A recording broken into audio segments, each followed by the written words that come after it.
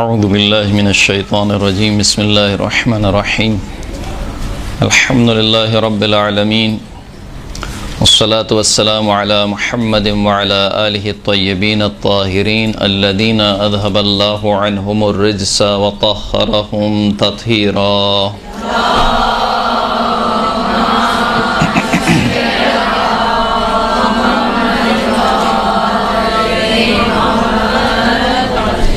اللعنۃ الدائمۃ علی اعدائہم اجمعین. اما بعد فقد قال الامام علی بن الحسین علیہ السلام وہب لی معالی الاخلاق واعصمنی من الفخر. ہماری گفتگو دعائے مکارم اخلاق میں چل رہی تھی اور تقریباً اس دعا کا ایک حصہ ہم نے آپ کی خدمت میں پیش کیا تھا. دعا بہت طولانی ہے، لہٰذا آرام سے اس دعا کو سمجھتے ہوئے جہاں تک خداوند کریم نے توفیق دی آپ کی خدمت میں اس دعا کے حوالے سے کچھ معروضات پیش کرتے رہیں گے. ہم یہاں تک پہنچے تھے اس دعا میں کہ جو آخری دعا امام نے مانگی وہ یہ تھی کہ وَهَبْ لِي مَعَالِيَ الْأَخْلَاقِ وَاعْصِمْنِي مِنَ الْفَخْرِ. خداوند کریم مجھے عالی ترین اخلاق عطا کر اور مجھے فخر سے بچا. جیسے کہ ہم نے پچھلی گفتگو میں بیان کیا تھا کہ امام نے اس دعا میں نہ صرف یہ کہ ان صفات کا تذکرہ کیا ہے کہ جو اخلاقی حوالے سے اچھی صفات شمار ہوتی ہیں، بلکہ اس کے مقابل میں ان صفات کا بھی ذکر کیا ہے کہ جو رذائل شمار ہوتے ہیں، برے اخلاق شمار ہوتے ہیں. یا اگر کوئی اچھی صفت ذکر کی ہے تو اس اچھی صفت کی جو آفت ہے اس کو ہی بیان کیا. مثال کے طور پر یہاں پہ کہا کہ اعلیٰ ترین اخلاق عطا فرما. اعلیٰ ترین اخلاق کی جو آفت ہے، یعنی جو ضائع کر دیتی ہے یا جو نقصان پہنچاتی ہے، وہ کیا ہے؟ فخر ہے. یعنی انسان اپنے اوپر فخر کرنے لگے، فخر و مباحات کرنے لگے کہ میرا اخلاق تو اتنا اچھا ہے، مجھ سے بہتر کسی کا اخلاق نہیں ہے، میں جس طریقے سے لوگوں سے ملتا ہوں اس طریقے سے اور کوئی نہیں ملتا، میں جس طریقے سے اپنے گھر میں رہتا ہوں یا اپنے رشتہ داروں کے ساتھ رہتا ہوں ایسا کوئی نہیں رہتا. فخر کرنا اپنے اوپر، یہ اس عالی اخلاق کی کیا ہے؟ آفت ہے. اس کے بعد امام نے دعا مانگی وَلَا تَرْفَعْنِي فِي النَّاسِ دَرَجَةً إِلَّا حَطَّتْنِي عِنْدَ نَفْسِي مِثْلَهَا. پروردگارا لوگوں میں میرا درجہ بلند نہ فرما مگر یہ کہ اسی اندازے میں، اسی کے مثل خود میرے نفس میں میرا درجہ کم کر دے. وَلَا تُحْدِثْ لِي عِزًّا ظَاهِرًا إِلَّا أَحْدَثْتَ لِي ذِلَّةً بَاطِنَةً. پروردگار کوئی ظاہری عزت میرے لیے قرار نہ دے، مجھ میں پیدا نہ فرما مگر یہ کہ ایک باطنی ذلت کو میرے لیے خلق فرما دے. یہ دونوں جملے دو باتوں کی طرف اشارہ ہیں. ایک تو یہ کہ مجھے عزت عطا فرما، لوگوں میں میرا درجہ بلند فرما، لوگ میری عزت کریں، میرا مقام بلند ہو. لیکن ایسا نہ ہو کہ جب لوگوں میں عزت پیدا کر لوں، لوگ میری عزت کرنے لگیں اور میرا درجہ لوگوں کے درمیان بلند ہو جائے تو میرے اندر تکبر پیدا ہو جائے اور پھر میں یہ سمجھوں کہ میں ان سب سے الگ ہوں، میں سب سے اعلیٰ ہوں، باقی یہ سب نعوذ باللہ انسان کہلانے کے بھی لائق نہیں ہیں. ایسا کبھی کبھار ہوتا ہے، شیطان آپ کو چھوڑتا نہیں ہے، اس کے بعد نہ جانے کتنے حربے ہیں. جب ایک انسان جب تک راہ راست پر نہیں آتا ہے، وہ راہ راست پر نہیں آتا ہے. مثلا لگا ہوا ہے اپنی دنیا میں، گانے سننے میں، مشروبات میں، دیگر چیزوں میں لگا ہوا ہے.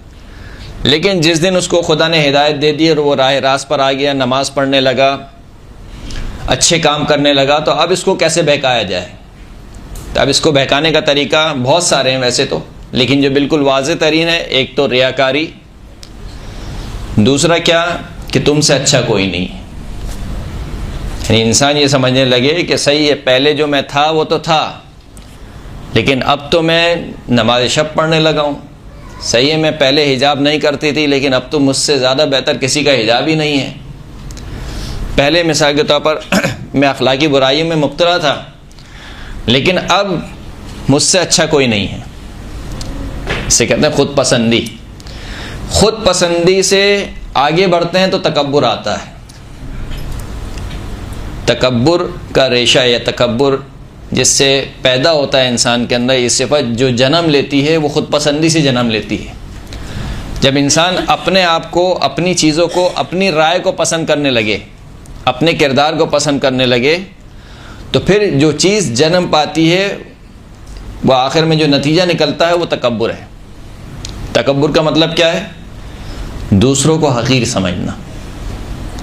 اپنے قول سے، اپنے فعل سے، اپنی چال چلن سے انسان یہ سمجھے کہ سب ہیچ ہیں، جو کچھ ہوں وہ میں ہی ہوں.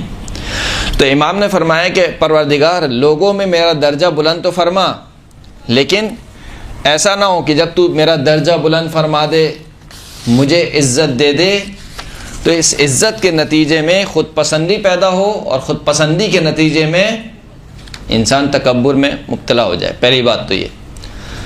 دوسری بات یہ کہ انسان کو یہ سمجھنا چاہیے کہ عزت کسے کہتے ہیں، شہرت کسے کہتے ہیں، مقام کسے کہتے ہیں. انسان فطرتاً ایک مقام کے پیچھے بھاگتا ہے، کیونکہ انسان سب سے زیادہ اپنی نفس سے محبت کرتا ہے، اپنی ذات سے سب سے زیادہ. یہی وجہ ہے کہ کہا جاتا ہے، ٹیچر کو ٹریننگ دی جاتی ہے کہ جب آپ بچوں کو پڑھائیں تو بچے کو اس کے نام سے پکاریں. اس کے نام سے کیوں پکاریں؟ اس لیے کہ ہر انسان کو اپنی ذات پسند ہے. مجھے میرے نام سے پکارا گیا، لہٰذا کہا گیا کہ اس کے نام سے پکارو. اور اسی فطرت کو دیکھتے ہوئے قرآن نے حکم دیا کہ دیکھو وَلَا تَنَابَزُوا بِالْأَلْقَابِ، الٹے سیدھے القاب سے لوگوں کو نہ پکارو کہ اس کا وہ نک نیم لکھ دیا، اس کا یہ رکھ دیا، اس کا فلاں رکھ دیا. یہ چیزیں صحیح نہیں ہیں. جو اصل نام رکھا ہے والدین نے اسی نام سے، ایک تو اچھا نام رکھا جائے اور اسی نام سے بچے کو پکارا جائے. تو یہ ایک انسان کی فطرت ہے کہ انسان اپنے آپ کو، اپنے نفس کو پسند کرتا ہے، اور جب اپنے نفس کو پسند کرتا ہے تو وہ چاہتا ہے کہ لوگ بھی مجھے پسند کریں، لوگوں کے درمیان میرا اچھے انداز میں ذکر ہو، اچھے الفاظ میں لوگ مجھے یاد کریں. یہ ایک فطری عمل ہے جو ہر انسان کے اندر پایا جاتا ہے. یعنی ہم میں سے کوئی بھی یہ نہیں چاہتا کہ معاشرے میں میرا تذکرہ ہو برے الفاظ کے ساتھ، کسی محفل میں میرا تذکرہ ہو برے الفاظ کے ساتھ، کوئی بھی نہیں چاہتا. یہی وجہ ہے کہ دو ریئیکشن ہوتے ہیں. جب آپ کو بتایا جاتا ہے کہ کل رات ہم فلاں جگہ ملے تھے اور تمہارا تذکرہ نکلا تھا، تمہاری بات ہوئی تھی، تو آپ کے کان کھڑے ہو جاتے ہیں. اور کان کھڑے ہونے کے بعد آپ توقع یہ رکھتے ہیں کہ یقیناً اچھے الفاظ میں میرا تذکرہ ہوا ہوگا، میری کوئی اچھی بات ذکر ہوئی ہوگی. لیکن اگر خواتین کی محفل ہو تو کیا سننے کو ملتا ہے؟ وہ میں فلاں سے ملی تھی، وہ تو یہ کہہ رہی تھی. ایسا ہوا تھا کیا؟ درست ہے. تو آپ کے کان کیوں کھڑے ہوئے؟ کیونکہ آپ چاہتے ہیں، آپ پسند کرتے ہیں کہ میرا ذکر اچھے انداز میں ہو، مجھ کو عزت سے یاد کیا جائے، میرا نام عزت سے لیا جائے. تو اگر عزت چاہتے ہو تو عزت کس کے پاس ہے؟ للہ العزت جمیعا. ساری کی ساری عزت کس کے پاس ہے؟ خداوند کریم کے پاس ہے. سورہ فاطر آیت نمبر 10 خداوند کریم ارشاد فرماتا ہے کہ من کان یرید العزت فللہ العزت جمیعا. پس جو شخص عزت چاہتا ہے تو یاد کر لے کہ تمام کی تمام عزت اللہ کے پاس ہے. یعنی جس طریقے سے آپ کو ہدایت کہیں اور سے نہیں ملے گی، جس طریقے سے آپ کو توفیق کہیں اور سے نہیں ملے گی، اسی طریقے سے عزت کہیں سے نہیں ملے گی آپ کو. یہ ہمارا ایک قول ہے، ہم نے اسے کہنا چاہیے کہ ایک تخیل بنایا ہوا ہے اپنے ذہن میں کہ اگر چند لوگ مجھے اٹھ کر سلام کریں گے تو میری عزت ہوگی، ورنہ عزت نہیں ہوگی. اگر کہ میں کسی محفل میں جاؤں، مثال کے طور پر میں اپنے اعتبار سے بات کروں کہ میں مولانا ہوں اور کسی محفل میں میں جاؤں اور جب تک 10 بندے میرے لیے کھڑے نہ ہوں تو میں سمجھوں گا کہ میری انسلٹ ہو گئی. حالانکہ ایسا نہیں ہے، ایسا نہیں ہے. للہ العزت جمیعا.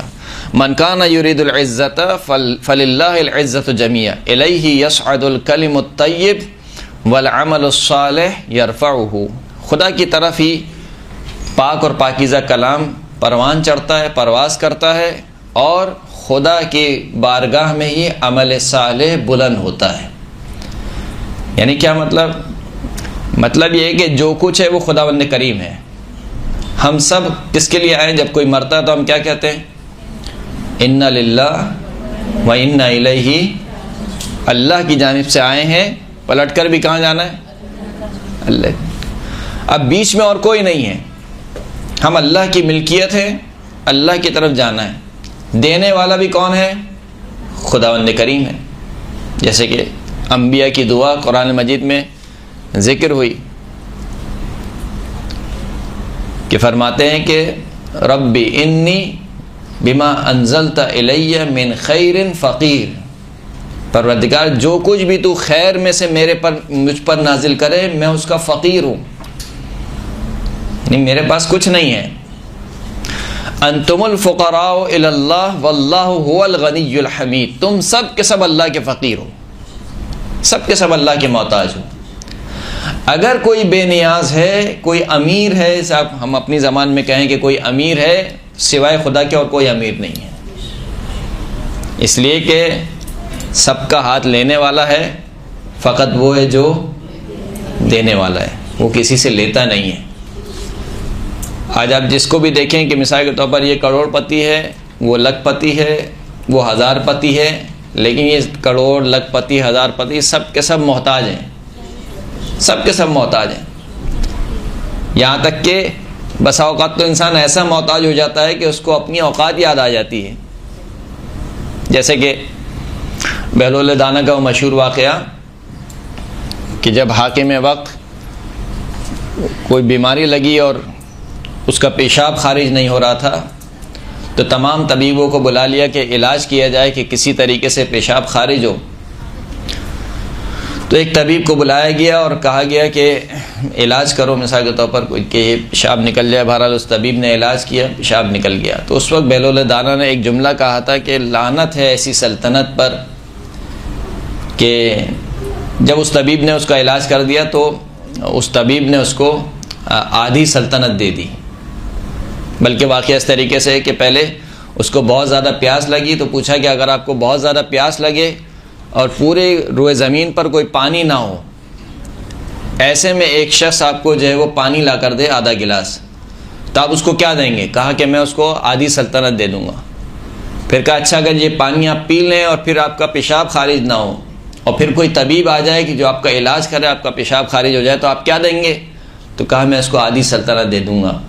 تو اس وقت جناب بہلول نے کہا تھا کہ لعنت ہے ایسی سلطنت پر کہ جو آدھی پیشاب پینے کے لیے ہے، آدھی اس پانی کو آدھی پانی پینے کے لیے ہے اور آدھی اس پانی کو نکالنے کے لیے۔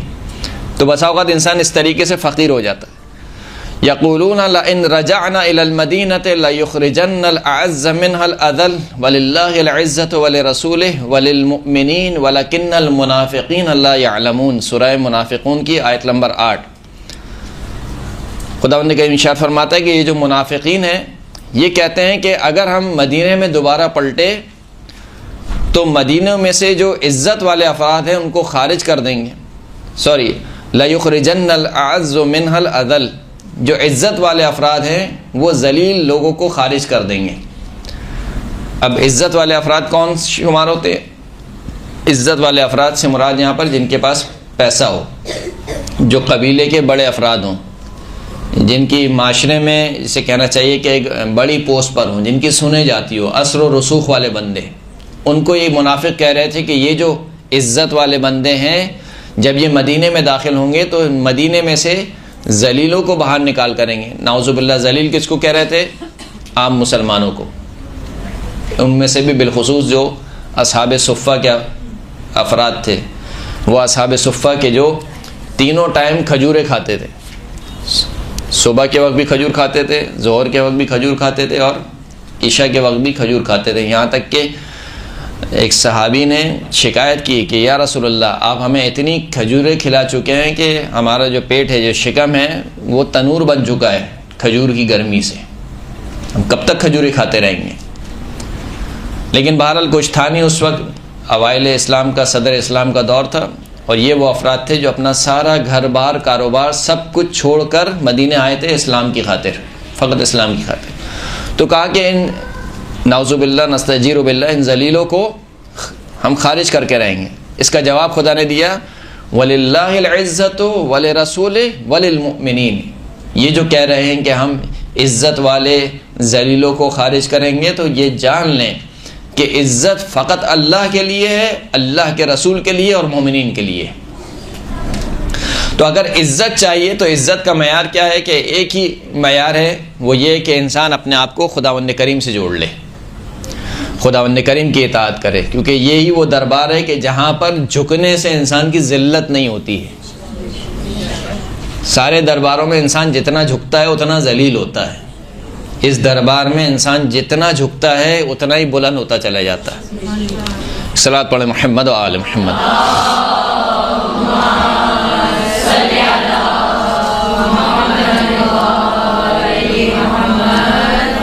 تو امام نے فرمایا پروردگار مجھے لوگوں میں میرا درجہ بلند فرما، لیکن ایسا نہ ہو کہ جب درجہ بلند ہو جائے تو میں اپنی اوقات بھول جاؤں، بلکہ اسی نسبت جتنا میرا درجہ بلند فرما اتنی ہی مقدار میں میرے نفس میں میرے درجے کو کم کر دے.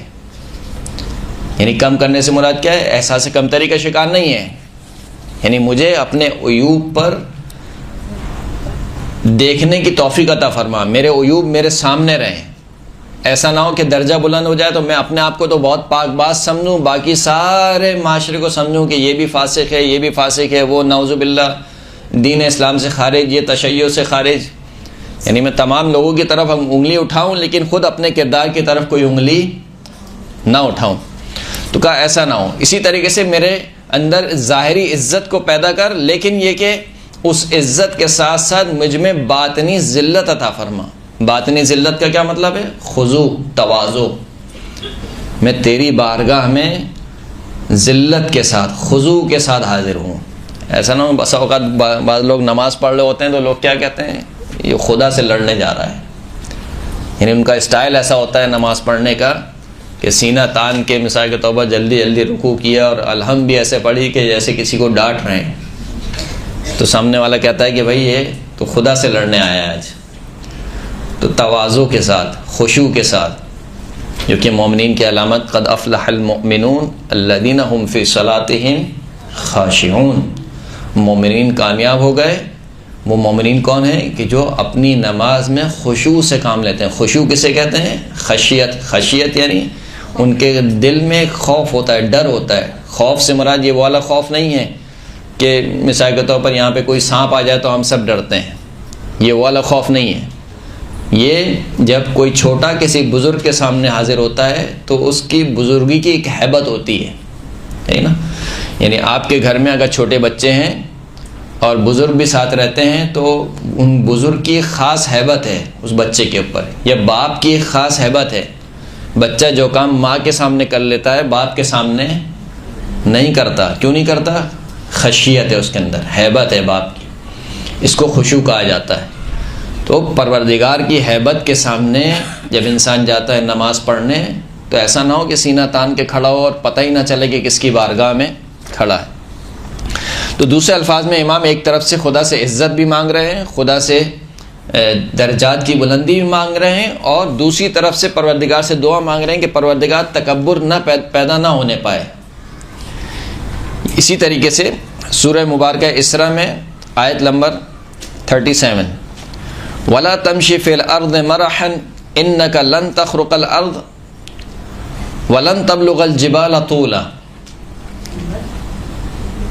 سورہ اسراء آیت نمبر 37. زمین پر اترا کے نہ چلو. کیوں اترا کے نہ چلو؟ إِنَّكَ لَن تَخْرُقَ الْأَرْضَ، تم کبھی بھی زمین کو پھاڑ نہیں سکتے. وَلَن تَبْلُغَ الْجَبَالَ طُولًا، اور تم کبھی بھی بلند و بالا پہاڑوں کی چوٹیوں پر چڑھ نہیں سکتے ہو. یعنی تمہارا قد اتنا بلند نہیں ہو سکتا ہے. نہ تم زمین کو پھاڑ سکتے ہو، نہ تم اتنے قدآور ہو سکتے ہو کہ ایک پہاڑ کے برابر تمہارا قد ہو جائے. تو فلا تمشی فی الارض مرحا، بس زمین پر اترا کے نہ چلو۔ یہی نصیحت قارون کی قوم نے قارون کو کی تھی۔ اذ قال له قومه لا تفرح ان اللہ لا يحب الفرحین، قارون کی قوم نے قارون سے کہا کہ لا تفرح، اترا نہیں، ان اللہ لا يحب الفرحین، خداوند کریم اترانے والوں کو پسند نہیں کرتا۔ یہ فرح جو ہے وہ تکبر کی ایک قسم ہے، یعنی جو انسان تکبرانہ انداز میں چلتا ہے تو اس کا انداز کیسے ہوتا ہے، اس کو کہا جاتا ہے اترانے والا انداز، کہ یہ شخص اترا رہا ہے۔ تو کہا کہ لا تفرح ان اللہ لا يحب الفرحین۔ اسی طریقے سے جناب لقمان نے اپنے بیٹے کو نصیحت کی، ولا تصعر خدک للناس ولا تمشی فی الارض مرحا ان اللہ لا يحب كل مختال فخور، کہ اے میرے بیٹے لوگوں کے لیے اپنے گال مت پھلا، ولا تمشی فی الارض مرحا، اور زمین پر اترا کے نہ چل، ان اللہ لا يحب كل مختال فخور، کہ خداوند کریم ہر فخر کرنے والے کو اور تکبر کرنے والے کو پسند نہیں فرماتا۔ گال پھلانا یہاں پر کیا ہے؟ کنایا ہے۔ جو شخص تکبر کرتا ہے گویا وہ گال کو یعنی بات نہیں کرتا ہے، اشاروں سے جواب دیتا ہے۔ یہ تکبرانہ انداز میں بس اوقات تو انسان کا تکبر اس قدر آگے بڑھ جاتا ہے کہ سلام کا جواب بھی اشارے میں دیتا ہے، یا تو دیتا ہی نہیں، اور دیتا بھی ہے، دینا پڑ بھی جائے تو اشارے میں بس سر ہلا دیے اس طریقے تھوڑا سا۔ چھٹے امام امام جعفر صادق علیہ الصلوۃ والسلام سے روایت ہے،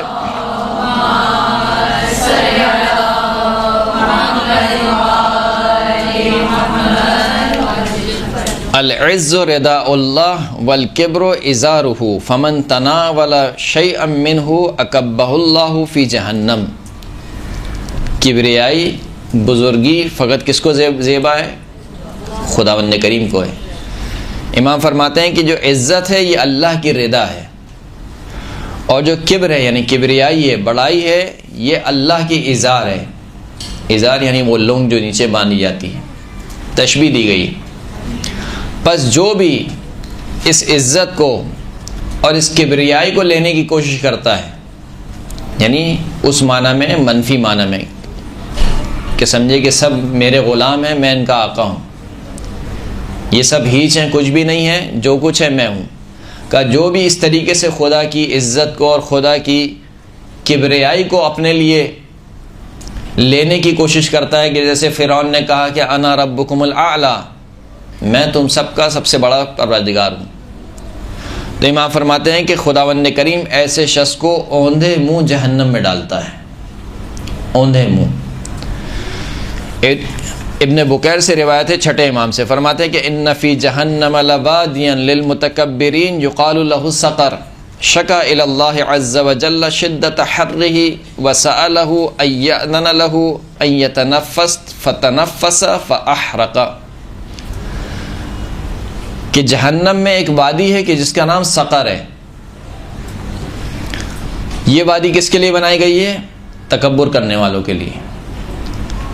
لیکن یہ وادی ایک دن خدا کی بارگاہ میں شکایت کرتی کہ پروردگار میرے اندر تو نے بہت گرمی رکھی ہے، نہیں بہت زیادہ شدید گرم ہے، اس میں جو آگ چل رہی ہے وہ شدید ترین گرمی ہے اس وادی میں۔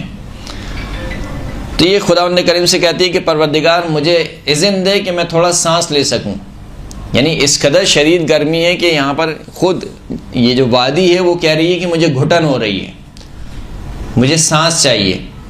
تو خداوند کریم اس کو اجازت دیتا تو سانس لے، کہا کہ جب یہ سانس لے گی تو اس کے سانس لینے سے پوری کی پوری فضا جل کر رہ جائے گی۔ یہ وادی کس کے لیے ہے؟ تکبر کرنے والوں کے لیے۔ البتہ یہاں پر متکبرین کی تین اقسام ہیں۔ ایک تکبر کرنے والے ہیں، وہ ہیں جو خدا کے مقابل میں تکبر کرتے ہیں، جیسے کہ فرعون، جیسے کہ قارون، جیسے کہ نمرود، جو خود خدا کے مقابل میں کیا ہیں؟ تکبر کرتے ہیں۔ الم تر الی الذی حاج ابراہیم فی ربہ ان آتاہ اللہ الملک، کیا تم نے نہیں دیکھا اس شخص کو کہ جو ابراہیم سے لڑ رہا تھا اس کے رب کے بارے میں؟ کیوں لڑ رہا تھا؟ ان آتاہ اللہ الملک، کیونکہ پروردگار نے اس کو بادشاہت عطا کی تھی۔ اذ قال ابراہیم ربی الذی یحیی و یمیت، ابراہیم نے کہا کہ میرا پروردگار وہ ہے کہ جو زندہ کرتا ہے مارتا ہے۔ قال انا احیی و امیت، تو اس نے کہا کہ میں بھی زندہ کرتا ہوں اور میں بھی مارتا ہوں۔ پھر ابراہیم نے کہا کہ ان اللہ یاتی بالشمس من المشرق فأت بها من المغرب، میرا پروردگار وہ ہے کہ جو سورج کو مشرق سے نکالتا ہے، اگر تجھے خدائی کا اتنا گھمنڈ ہے تو سورج کو مغرب سے نکال کر دکھا۔ فبہت الذی کفر، بس کافر مبہوت ہو کر رہ گیا، یعنی اس کے پاس کوئی جواب نہیں تھا کہ آپ کیا جواب دیں۔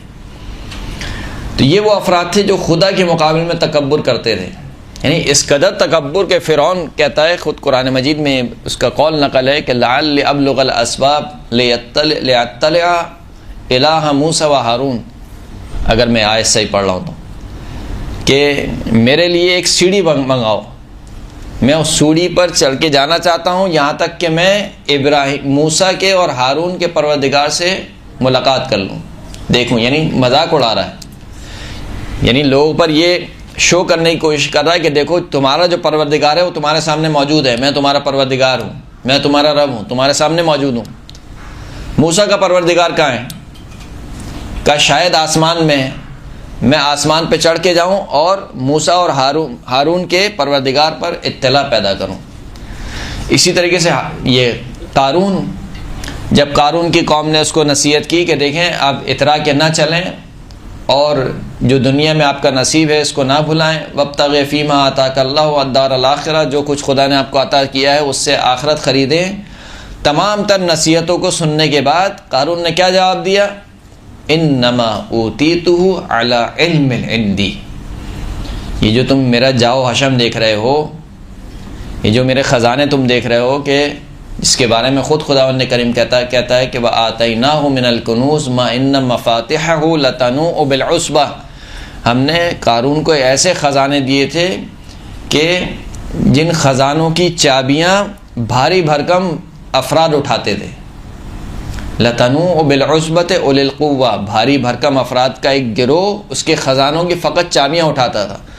تو کہا یہ جو تم میرا سارا جاؤ حشم دیکھ رہے ہو، انما اوتیتہ علی علم عندی، یہ سب کا سب میرے اپنے علم کی بنا پر مجھے دیا گیا ہے۔ یعنی تکبر اس نہج پر پہنچ جاتا ہے کہ انسان یہ سمجھنے لگتا ہے کہ جو کچھ ہوں میں ہوں، سب کچھ میں ہوں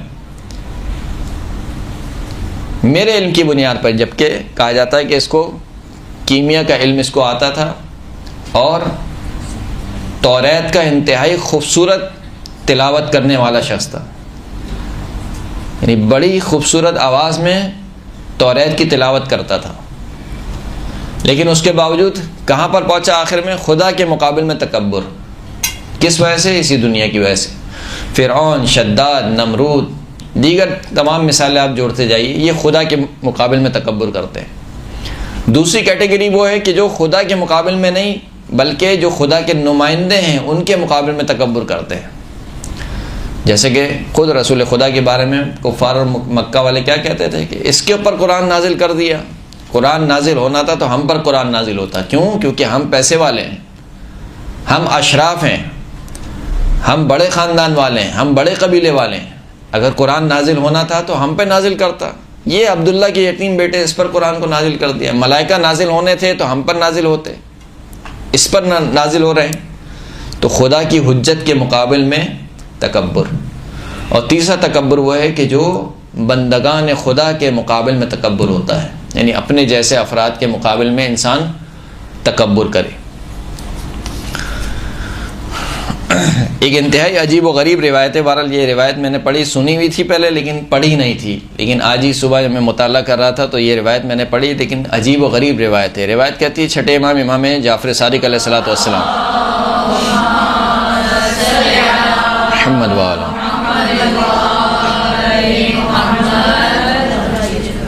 فرماتے کہ ان یوسف لما قدم علیہ الشیخ یعقوب دخلہ عز الملک یا عز الملک، دخلہ عز الملک فلم ینزل الیہ، جب حضرت یوسف علیہ الصلوۃ والسلام واپس پلٹے، یعنی وہ سارا واقعہ ہو گیا، ان کو کنویں میں جو وہ پھینک کے چلے گئے، پھر وہ یہودیوں نے ان کو نکالا، پھر بیچ دیا، پھر اس کے بعد وہ وزارت ان کو مل گئی، سارے واقعے کے بعد جب وہ دوبارہ پلٹے ہیں حضرت یعقوب کے پاس، تو جب حضرت یعقوب کے پاس آئے تو روایت کہتی ہے کہ حضرت یوسف کے دل میں جو بادشاہوں کی عزت ہوتی ہے، یعنی بادشاہوں کا اپنا ایک پروٹوکول ہوتا ہے، تو وہ ان کے دل میں داخل ہو گیا۔ جب وہ ان کے دل میں داخل ہو گیا فلم ینزل الیہ، تو حضرت یوسف اپنے والد کے لیے سواری سے نیچے نہیں اترے۔ سواری سے یعنی خدا نخواستہ ایسا نہیں کہ انہوں نے کوئی تکبر کیا ہو، تکبر نہیں کیا، جانتے ہیں کہ یہ میرے والد ہیں، لیکن اپنے والد کے احترام میں سواری سے نیچے نہیں اترے۔ فہبط جبرائیل علیہ السلام فقال یا یوسف ابسط راحتک فخرج منها نور ساطع، پس جبرائیل امین نازل ہوئے اور کہا کہ اے یوسف اپنی ہتھیلی کو پھیلائیے۔ حضرت یوسف نے اپنی ہتھیلی کو پھیلایا تو اس کے اندر سے ایک نور ساطع ہوا، فصار فی جو السماء، اور وہ نور آسمان کی طرف چلا گیا۔ فقال یوسف یا جبرائیل ما هذا النور، حضرت یوسف نے کہا کہ اے جبرائیل یہ نور کون سا نور ہے؟ الذی خرج من راحتی، جو میرے ہتھیلی سے خارج ہو گیا۔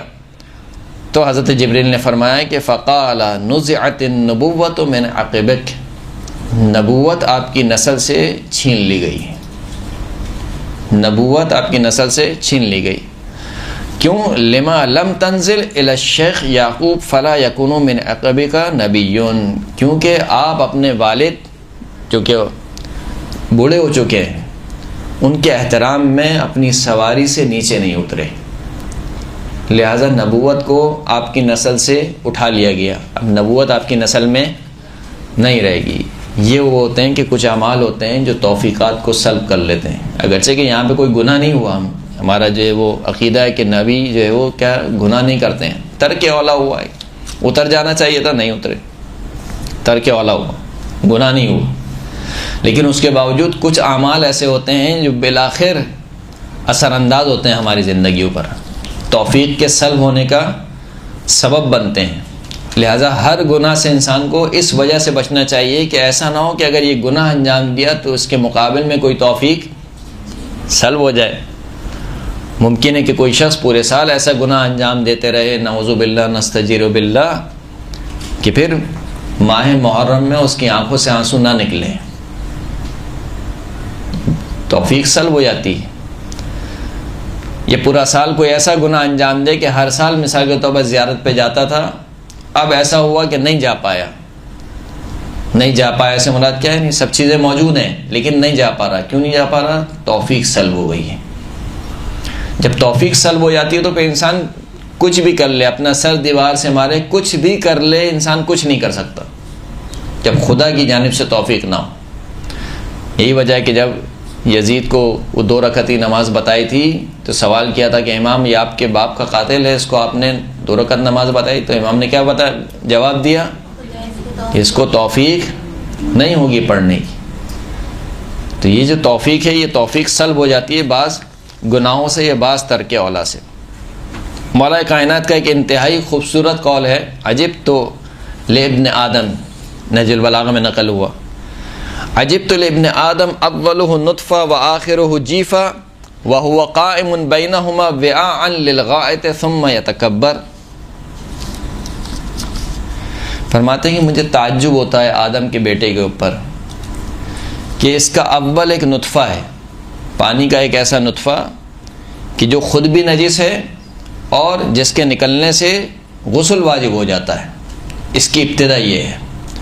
وآخرہ جیفہ، اس کا جو اختتام ہے وہ کیا ہے؟ ایک مردار ہے، اتنا نجس ہے کہ کوئی دوسرا اس کو ہاتھ لگا لے تو غسل واجب ہو جاتا ہے، غسل مس میت۔ اول بھی نجاست ہے، آخر بھی نجاست ہے۔ وَهُوَ قَائِمٌ بَيْنَهُمَا وِعَاءً لِلْغَائِطِ، ان دونوں کے درمیان، اول اور آخر کے درمیان، یہ اپنے فضلے کو اپنے شکم میں اٹھا کے پھرتا ہے، یعنی جو ہمارا پیٹ ہے، ہمارا شکم ہے، اس میں کیا ہے؟ فضلہ ہے، یعنی اول بھی نجاست آخر بھی نجاست، ان دونوں کے درمیان ایک نجاست کو اٹھائے ہوئے پھر رہا ہے۔ ثم یتکبر، اور پھر اس کے بعد تکبر کرتا ہے۔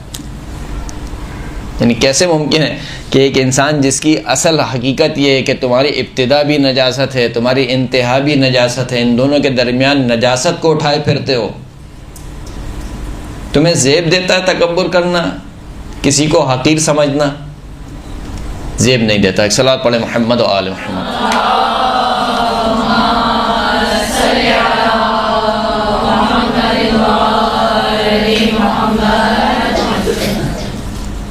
اس کے بعد اگلی دعا، اللہم صلی علی محمد و آل محمد ومتعنی بہدی صالح لا استبدل بہ وطریقۃ حق لا ازیغ عنہا ونیت رشد لا اشک فیہا۔ فرماتے ہیں پروردگار مجھے صالح ہدایت سے محظوظ فرما، مجھے ذائقہ دے، کس کا؟ صالح ہدایت کا، ایسی صالح ہدایت کہ لا استبدل بہ، میں اس ہدایت کو تبدیل نہ کروں، کس سے؟ گمراہی سے۔ یعنی ایسا نہ ہو کہ تو نے مجھے توفیق بھی دے دی، میں ہدایت پر آ گیا اور پھر خود اپنی وجہ سے میں نے ہدایت کا راستہ چھوڑ کے گمراہی کا راستہ اپنا لیا۔ تو پروردگار ایسی صالح ہدایت مجھے دے کہ میں اس کو تبدیل نہ کروں۔ وطریقۃ حق لا ازیغ عنہا، پروردگار ایک ایسے حق کا راستہ مجھے دکھلا دے کہ پھر اس کے بعد میں اس سے انحراف نہ کروں، مڑ نہ جاؤں۔ وَنِیَّتِ رُشْدٍ، ایک ایسی صالح پاک نیت کی طرف میری رہنمائی فرما کہ لا اشک فیہا، وہ نیت آ جانے کے بعد پھر میں اس میں کوئی شک نہ کروں۔ اب یہاں پہ بھی امام نے کچھ دعا مانگی، دعا مانگنے کے بعد اس کی جو آفت تھی وہ بیان کری، کہا کہ ہدایت بہت بڑی نعمت ہے، کوئی شک نہیں ہے اس میں، ہدایت سے بڑھ کر کوئی نعمت ہے ہی نہیں انسان کے لیے، لیکن اس ہدایت کی آفت کیا ہے؟ انسان ہدایت پر آنے کے بعد دوبارہ گمراہ ہو جائے، یہ اس کی آفت ہے۔ حق کا راستہ بہت بڑی نعمت ہے کہ خدا کسی کو حق کا راستہ بتلا دے، لیکن حق کا راستہ دکھ جانے کے بعد پھر انسان کیا کرے؟ اس سے پھر جائے، منحرف ہو جائے، یہ بہت بڑی آفت ہے۔ اور تاریخ کے ایسے کردار آپ کے سامنے موجود ہیں، مثال کے طور پر طلحہ و زبیر۔ طلحہ و زبیر کون ہیں؟ یہ وہ افراد ہیں کہ جو بی بی فاطمہ سلام اللہ علیہا کے گھر میں صلی اللہ علیہ محمد و آل محمد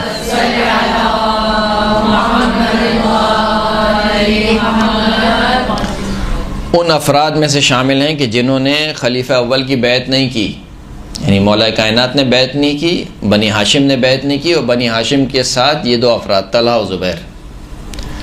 لیکن بعد میں یہی وہ دو افراد ہیں جو جنگ جمل کا سبب بنے، یعنی مولا کائنات کے مقابل میں آ کے قتال کرنا، جنگ لڑنے کا سبب بنے۔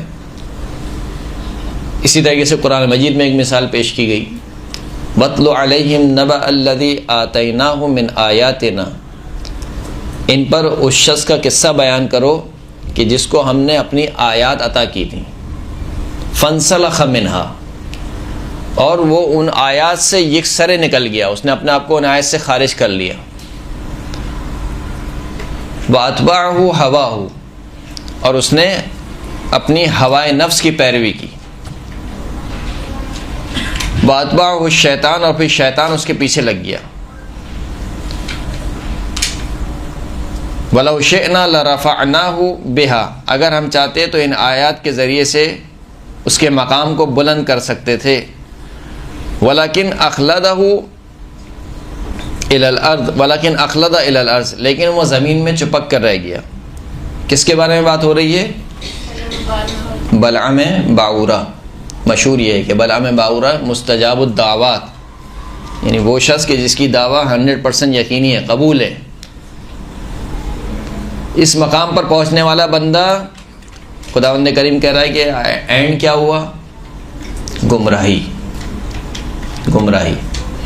وَاتْلُ عَلَيْهِمْ نَبَأَ الَّذِي آتَيْنَاهُ آيَاتِنَا، اس شخص کا قصہ ان کے اوپر بیان کرو کہ جس کو ہم نے اپنی آیات دیں، فَانْسَلَخَ مِنْهَا، پس یہ ان آیات سے یکسرے نکل گیا۔ فَأَتْبَعَهُ الشَّيْطَانُ، اور پھر شیطان نے اس کا اتباع کیا۔ فَكَانَ مِنَ الْغَاوِينَ، اللہ کی آیات ہونے کے باوجود گمراہ لوگوں میں سے ہو گیا۔ کیسے ممکن ہے؟ یعنی جس کو خود براہ راست خدا نے اپنی آیت دی، اس کے باوجود کیا ہو گیا؟ کانا من الغاوین، گمراہ لوگوں میں سے ہو گیا۔ یہ گمراہ کیوں ہوا؟ اسباب ہوتے ہیں گمراہ ہونے کے۔ ان اسباب میں سے جو سب سے اہم ترین سبب ہے وہ حب دنیا ہے، حب دنیا۔ اس لیے مولانا نے فرمایا کہ حب الدنیا رأس کل خطیہ، ہر برائی کی جڑ کیا ہے؟ حب دنیا۔ لو شئنا لرفعناہ بہا، اگر ہم چاہتے تو ان آیات کے ذریعے سے اس کا مقام بلند کر سکتے تھے، ولکنہ اخلد الی الارض، لیکن یہ زمین سے چپک کر رہ گیا۔ کنایا ہے کس سے؟ حب دنیا سے، یعنی یہ دنیا کی رنگینی سے چپک کے رہ گیا، دنیا کا مال و متاع اس کو اس قدر بھا گیا کہ اس دنیا کے مقابل میں اس نے اپنی ہدایت کو بیچ ڈالا۔ اخلد الی الارض فمثلہ کمثل الکلب ان تحمل علیہ یلحث او تترکہ یلحث، اس کی مثال کتے کی طرح ہے۔ کیا مطلب؟ کہا کہ اگر کتے پہ تم حملہ کرو تب بھی وہ زبان باہر نکالتا ہے، اور اگر اس کو چھوڑ دو اس کے حال پر تب بھی وہ زبان باہر نکالتا ہے، یعنی کتے کی فطرت ہے، زبان باہر نکالتا ہے۔ گویا یہ جو خصلت تھی حب دنیا، یہ اس کی فطرت کا حصہ بن گئی۔ جیسے کتے کی فطرت کا حصہ ہے زبان کو باہر نکالنا، اسی طریقے سے اس شخص کی فطرت کا حصہ بن گئی۔ لہذا اینڈ کیا ہوا؟ کان من الغابین، گمراہ لوگوں میں سے ہو گیا۔ کربلا میں اس کی مثالیں موجود ہیں کربلا میں۔ قصر بنی مقاتل میں کیا ہوا؟ امام جا رہے ہیں اپنے راستے پر کہ اتنے میں ایک جگہ دیکھتے ہیں کہ خیمہ لگا ہوا ہے، شاندار خیمہ۔ امام نے پہلے اپنے نمائندے کو بھیجا کہ جاؤ دیکھ کر آؤ یہ کس کا خیمہ ہے۔ دیکھ کر آیا کہ عبید اللہ ابن حور یا ایسی کوئی نام بتایا جاتا ہے، اس کا خیمہ ہے۔ امام نے کہا کہ جاؤ اس کو دعوت دو، کہو کہ امام بلا رہے ہیں۔ گئے، غالباً حجاج بن مسروق جو کہ امام کے لشکر کے مؤذن تھے وہ گئے، اور انہوں نے کہا کہ فاطمہ کا لال تمہیں بلا رہا ہے۔ تو اس نے جواب یہ دیا کہ نہیں میں تو نہیں آ سکتا ہوں، یہاں تک کہ امام خود بنفس نفیس اس کے خیمے میں آئے اور کہا کہ چلو میرے ساتھ چلو۔ کہا کہ میں تو کوفہ سے نکلا ہی اسی وجہ سے تھا کہ نہ میں یزید کا ساتھ دوں نہ میں آپ کا ساتھ دوں، نیوٹرل رہنا چاہتا ہوں، نہ یزید کے ساتھ نہ آپ کا ساتھ۔ اور مجھے معلوم ہے کہ کوفہ والوں نے آپ کے ساتھ بے وفائی کی، آپ کو خط لکھے، آپ کو بلایا، آپ کا ساتھ نہیں دیا، لہٰذا میں کوفہ سے فرار ہو کے یہاں پر اس جگہ پر آیا ہی اسی لیے تھا کہ میں آپ کے ساتھ نہ آپ کے ساتھ ہوں، نہ یعنی مجھے اس جنگ میں پڑھنا ہی نہیں ہے، کربلا کی جنگ میں نہیں پڑھنا۔ امام نے کہا صحیح ہے، جو جیسے تمہاری مرضی۔ جب جانے لگے تو جاتے ہوئے کہا کہ امام یہ جو میرا گھوڑا ہے یہ آپ کے لیے، یہ گھوڑا اس قدر تیز رفتار ہے کہ میں نے کسی کا تعاقب نہیں کیا مگر یہ کہ اس کو پا لیا۔ میری یہ تلوار یہ آپ کے لیے، یہ تلوار ایسی ہے کہ جس پر چلتی ہے اس کا کام تمام کر دیتی ہے۔ امام مسکرائے، مسکرانے کے بعد کہا کہ میں تیرے گھوڑے اور تلوار کے لیے نہیں آیا تھا، تجھے اگر چلنا ہے میرے ساتھ تو چل۔ کہا کہ نہیں امام میں نہیں چل سکتا ہوں۔ اس پر امام نے کہا کہ پھر اتنی دور چلا جا کہ عاشور والے دن میری صدا تیرے کانوں میں نہ آئے۔ اب آپ دیکھیں یعنی امام معصوم ہے، وہ امام معصوم بلا رہا ہے اور جانتے ہیں کہ یہ فاطمہ کا لال حق پر ہے لیکن نہیں آ رہے۔ دوسری طرف دوسری مثال زہیر ابن قین کی ہے۔ زہیر ابن قین کہ جو امام حسین کے لشکر سے بچ کے چل رہے ہیں حج کے بعد کہ کہیں میرا سامنا امام حسین کے لشکر سے نہ ہو جائے، نہیں ملنا نہیں چاہتے تھے۔ نہ صرف یہ کہ ملنا نہیں چاہتے تھے، مذہب کے معاملے میں بھی عثمانی المذہب تھے، مشہور ہے مقتل کی کتابوں میں۔ لیکن ایک مقام پر جب پہنچے تو ایسا ہو گیا کہ امام کا لشکر رکنے لگا وہاں پر، اور زہیر ابن قین کا خیمہ لگا ہوا تھا، یعنی مجبوراً وہاں پر ملاقات ہو گئی۔ تو امام نے اپنے نمائندے کو بھیجا اور کہا کہ اس کو بلا کے لاؤ۔ وہ نمائندہ گیا اور کہا کہ امام نے تمہیں بلایا ہے، سب بیٹھے ہوئے تھے۔ اس نے کہا کہ میں نہیں جا سکتا ہوں، یہاں تک کہ زہیر ابن قین کی بیوی وہ کھڑی ہوئی اور کہا کہ تم میں حیا نہیں ہے کہ فاطمہ کا لال تمہیں بلا رہا ہے تم منع کر رہے ہو۔ بس یہ سننا تھا کہ یہ گیا، خیمے میں گیا، اور روایت کے جملے ہیں کہ خیمے میں گیا اور جب خیمے سے نکلا تو اس کا چہرہ نورانی تھا، زہیر ابن قین کا چہرہ نورانی چہرہ۔ جب واپس آیا تو واپس آ کر کہا کہ اپنی بیوی سے کہا کہ میں نے تمہیں طلاق دی۔ کہا کیوں طلاق دی؟ کہا کہ اس وجہ سے کہ میں حسین ابن علی کے ساتھ جا رہا ہوں، جنگ لڑنے جا رہا ہوں، میں نے تمہیں طلاق دی، تم اپنے رشتہ داروں کے ساتھ واپس گھر چلے جاؤ۔ ظاہر سی بات ہے جنگ میں عورتوں کا کام نہیں ہے، لہذا میں تمہیں نہیں لے جا سکتا، تم واپس چلے جاؤ۔ اور پھر اس قدر ثابت قدم رہے کہ عصر عاشور یزیدی لشکر میں سے ایک شخص پکارتا ہے زہیر ابن قین کو کہ اے زہیر ابن قین، تو کب سے جو ہے وہ ابو تراب کا چاہنے والا ہو گیا؟ تو عثمانی المذہب تھا۔ اس پر زہیر ابن قین نے کہا کہ وہ میرا پرانا مذہب تھا، اب میں حسینی المذہب ہوں، میرا مذہب جو ہے وہ حسینی ہے۔ پابند رہے، کاربند رہے، آخر دم تک ثابت قدم رہے۔ کربلا کے جتنے بھی شہداء تھے، یہاں تک کہ شب عاشور کہا کہ تم میں سے جو جانا چاہتا ہے چلے جائے، میں اپنی بیعت کو اٹھا لیتا ہوں، لیکن کوئی صحابی نہیں۔ کچھ گئے بھی، لیکن اکثر کی تعداد جو اس وقت موجود تھی وہیں پر موجود رہی۔ یہاں تک کہ منہال کو شب عاشور جب جا رہے ہیں تو کہتے ہیں، اشارہ کرتے ہیں کہ دیکھو یہ دو پہاڑیوں کے درمیان سے ایک رستہ نکل رہا ہے، اچھا موقع ہے، رات کا پہر ہے، کوئی نہیں دیکھ رہا ہے، تم اپنا سواری لے کر یہاں سے چلے جاؤ، کہیں دور چلے جاؤ۔ تو کہا کہ سوال ہی پیدا نہیں ہوتا، آپ کو چھوڑ کے چلے جاؤں۔ تو یہ وہ افراد تھے جو آخر وقت تک ثابت قدم رہے اس ہدایت پر۔ ہدایت پر آنا ایک کمال ہوتا ہے، لیکن اس ہدایت پر ثابت قدم رہنا یہ دوسرا کمال ہے۔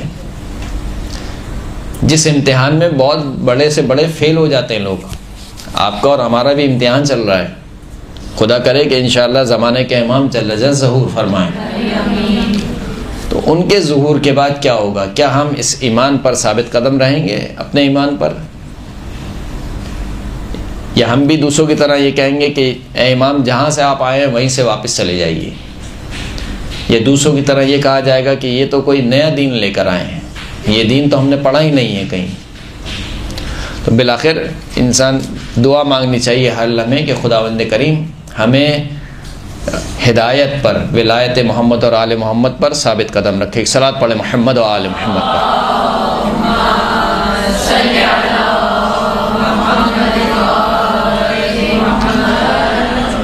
وَعَمِّرْنِي مَا كَانَ عُمْرِي بِذْلَةً فِي طَاعَتِكَ فَإِذَا كَانَ عُمْرِي مَرْتَعًا لِلشَّيْطَانِ فَاقْبِضْنِي إِلَيْكَ قَبْلَ أَن يَسْبِقَ مَقْتُكَ إِلَيَّ أَوْ يَسْتَحْكِمَ غَضَبُكَ عَلَيَّ۔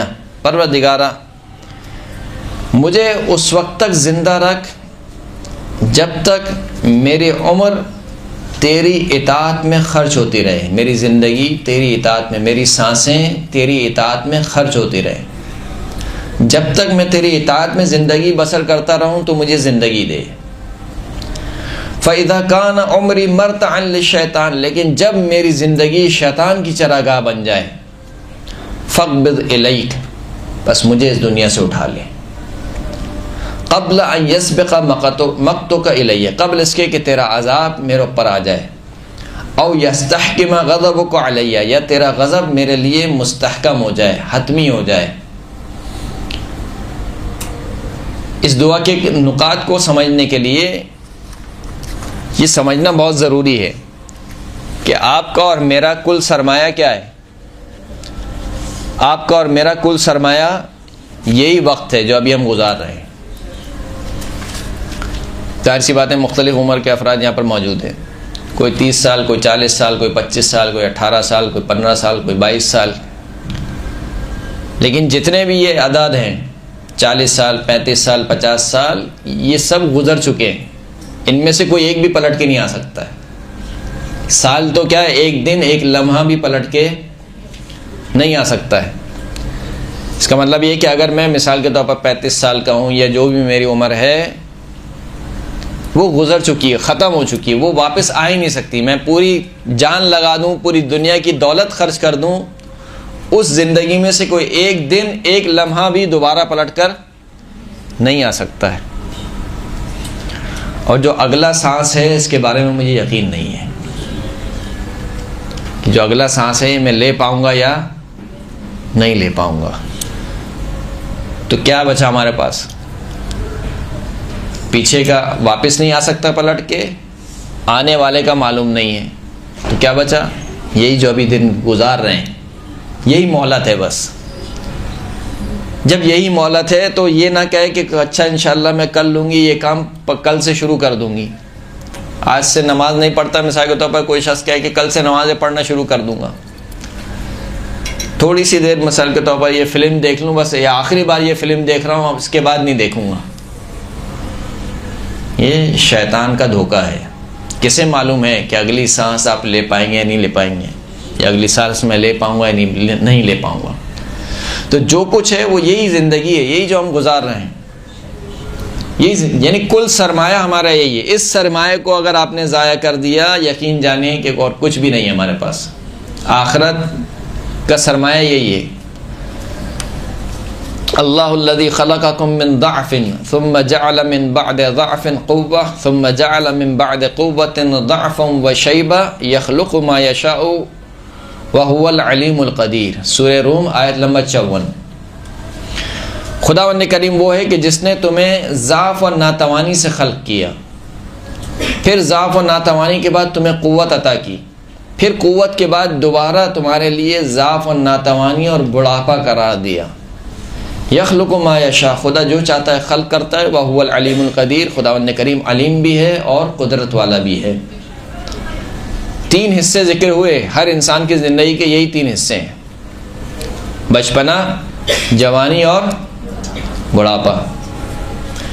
بچپنا بھی ضعف و ناتوانی ہے، بڑھاپا بھی، نہ بچپنے میں کچھ کر سکتے ہیں نہ بڑھاپے میں، تو کون سا ٹائم بچا؟ یہی جوانی کا۔ بڑھاپے میں انسان کا بہت دل چاہے گا کہ فلاں نیکی انجام دے لوں، لیکن جسم ساتھ نہیں دے گا، 2 رکعت نماز انسان کھڑے ہو کر نہیں پڑھ پائے گا بڑھاپے میں۔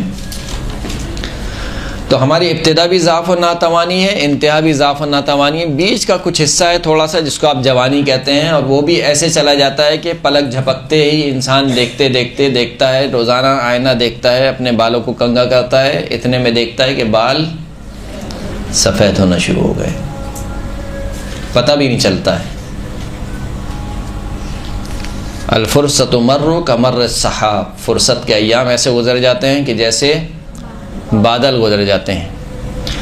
لہذا سرکار ختمی مرتبہ حضرت محمد مصطفیٰ صلی اللہ علیہ وآلہ وسلم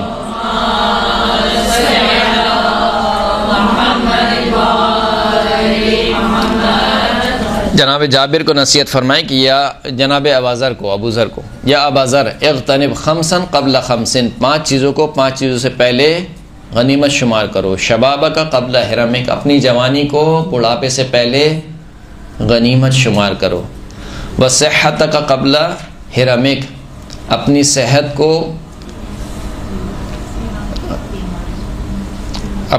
کو اپنی بیماری سے پہلے غنیمت شمار کرو۔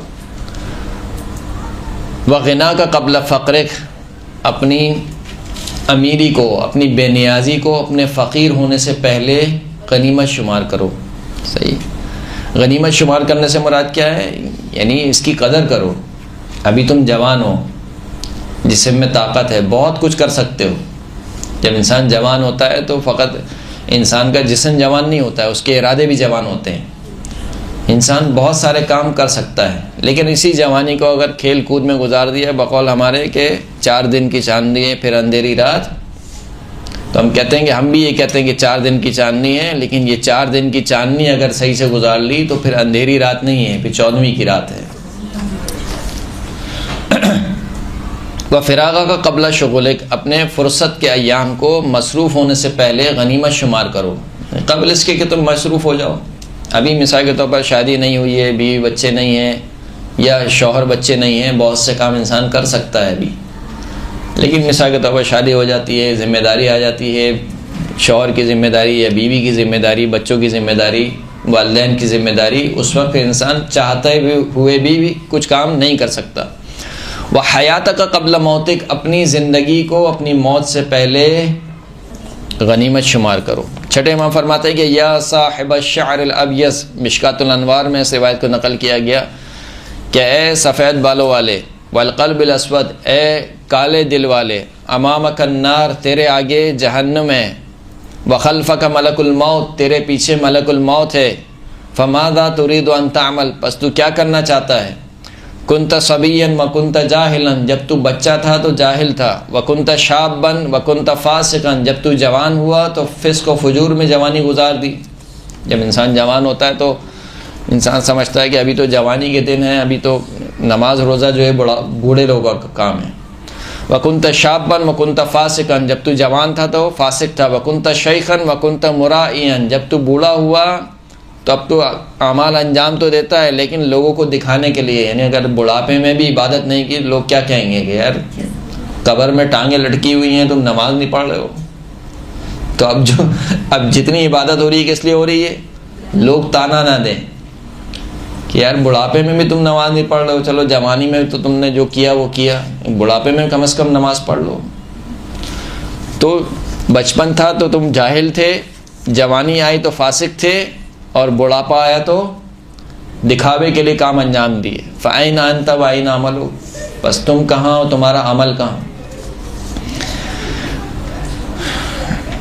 رسول خدا کو ایک شخص کے بارے میں بتایا گیا کہ یہ شخص یہ مجنون ہے. اللہ کے رسول نے فرمایا کہ بل ھذا رجل مصاب، اسے مجنون نہ کہو، ایک بیماری ہے، اس کو ایک بیماری لگی ہوئی ہے. انما المجنون، تم جانتے ہو مجنون کون ہے؟ انما المجنون عبد او امۃ ابلیا شبابہما فی غیر طاعت اللہ. مجنون وہ ہے، وہ بندہ، وہ مرد یا وہ عورت کہ جن دونوں نے اپنی جوانی کو اللہ کی اطاعت کے علاوہ گزارا ہو، وہ مجنون ہے. اذا بلغ الرجل 40 سنہ ولم یغلب خیرہ شرہ قبل الشیطان بین عینیہ وقال ھذا وجہ لا یفلح. جب انسان کی عمر 40 سال ہو جاتی ہے اور اس کے نام اعمال میں اس کی نیکیاں اس کی برائیوں پر غالب نہ آئیں، یعنی اس کی نیکیاں کم ہوں اس کی برائیاں زیادہ ہوں. 40 سال کا ہو جائے، اس کی نیکیاں کم ہوں اس کی برائیاں زیادہ ہوں. قبل الشیطان بین عینیہ، شیطان اس کی پیشانی پہ بوسہ لیتا ہے اور کہتا ہے کہ ھذا وجہ لا یفلح، یہ وہ چہرہ ہے جو کبھی بھی کامیاب نہیں ہو سکتا. یا ابا ذر کن علی عمرک اشح منک علی درہمک و دینارک، اے ابا ذر اپنی عمر کے معاملے میں اپنے درہم و دینار سے زیادہ بخیل بنو. بخیل بنو، انسان پیسے کے معاملے میں بخیل ہوتا ہے، کہ پیسے کے بجائے اپنی عمر کے معاملے میں بخیل بنو، اس کو ضائع نہ کرو، درست کاموں میں اس کو خرچ کرو. ان اللیل والنہار، مولا کائنات کی بس یہ آخری روایت آپ کی زحمت تمام. ان اللیل والنہار یعملان فیک، مولا فرماتے ہیں کہ یہ جو رات و دن گزر رہے ہیں، یہ رات و دن تیرے اندر عمل کر رہے ہیں. یعنی کیا کر رہے ہیں؟ بوڑھا کر رہے ہیں. یہ رات و دن، ہر جو دن گزر رہا ہے مجھے کیا کر رہا ہے؟ بوڑھا کر رہا ہے. اور انسان اپنے بوڑھے ہونے پر خوشی مناتا ہے، برتھ ڈے رکھتے ہیں ہم، 1 سال اور گزر گیا. تو بھائی آپ ختم ہو رہے ہیں، آپ کو نئی زندگی نہیں مل رہی ہے کہ آپ خوشی منائیں، آپ ختم ہو رہے ہیں. یعنی ہم فنا کی طرف جا رہے ہیں، ختم ہونے کی طرف جا رہے ہیں. یہ والی زندگی ہماری فنا ہونے کی طرف جا رہی ہے، اس پہ کیسی خوشی منانا. بہرحال وہ بچے وغیرہ کی برتھ ڈے منایا جائے تو پھر بھی چلیں سمجھ میں آئے. 50 سال 40 سال 60 سال کی عمر کے افراد بھی برتھ ڈے مناتے ہیں تو بڑی حیرت ہوتی ہے. فرماتے ہیں کہ لیل، یہ رات اور دن تیرے اندر کیا کر رہے ہیں؟ عمل کر رہے ہیں، تو یہ بوڑھا کر رہے ہیں. فعمل فیہما، بس جب یہ تیرے اندر عمل کر رہے ہیں تو تو بھی رات و دن میں عمل کر. وَيَأْخُذَانَ مِنْكَ فَأْخُذْ مِنْهُمَا، یہ رات و دن جو گزر رہے ہیں یہ ایسے ہی نہیں گزر رہے، یہ تجھ سے کچھ لے کر جا رہے ہیں، بس تو بھی ان سے ذخیرہ آخرت جمع کر لے. وآخر الدعوانا الحمد للہ رب العالمین.